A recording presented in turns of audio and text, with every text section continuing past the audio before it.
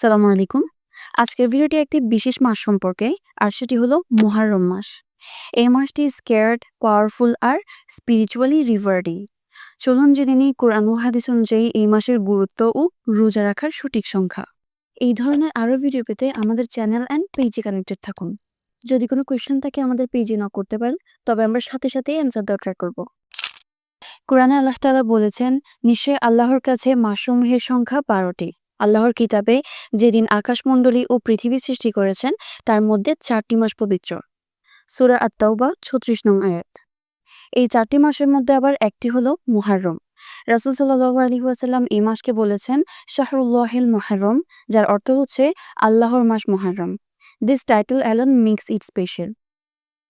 রাসূল সাল্লাল্লাহু আলাইহি ওয়াসাল্লাম ইরশাদ করেন, রমজানের পর সর্বোত্তম রোজা হলো মুহররম মাসে আল্লাহর জন্য রোজা রাখা। সহিহ মুসলিম 1163 নং হাদিস। এই হাদিস থেকে বোঝা যায় বেস্ট অপশনাল ফাস্টিং হলো মুহররম মাসে। মুহররমের 10 তারিখকে বলা হয় আশুরা। এই দিনটি অত্যন্ত গুরুত্বপূর্ণ।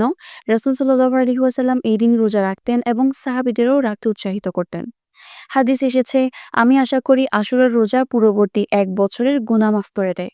সহিহ মুসলিম 1162 নং হাদিস। এখন অনেকেরই কোয়েশ্চেন থাকে, রোজা কয়টা রাখতে হবে? এটার অ্যান্সার হচ্ছে 2টা রোজা রাখতে হবে। শুধু একটা না, অর্থাৎ শুধু 10 তারিখে নয়, তার আগে বা পরে একদিন বাড়িয়ে 2 দিন রোজা রাখা সুন্নাত। 9 বা 10 মুহররম রোজা রাখবেন, আর যদি তা সম্ভব না হয় তাহলে 10 বা 11 মুহররম রাখলেও কোনো সমস্যা নেই। কারণ ইহুদিরা আশুরার দিন রোজা রাখত।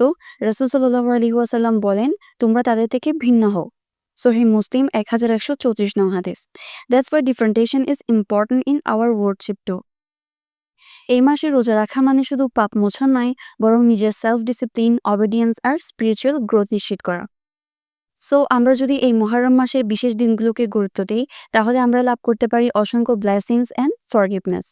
তাই নিজে আমল করুন এবং অন্যকে আমল করার সুযোগ করে দিন। জাযাকাল্লাহু খাইরান। সালামু আলাইকুম।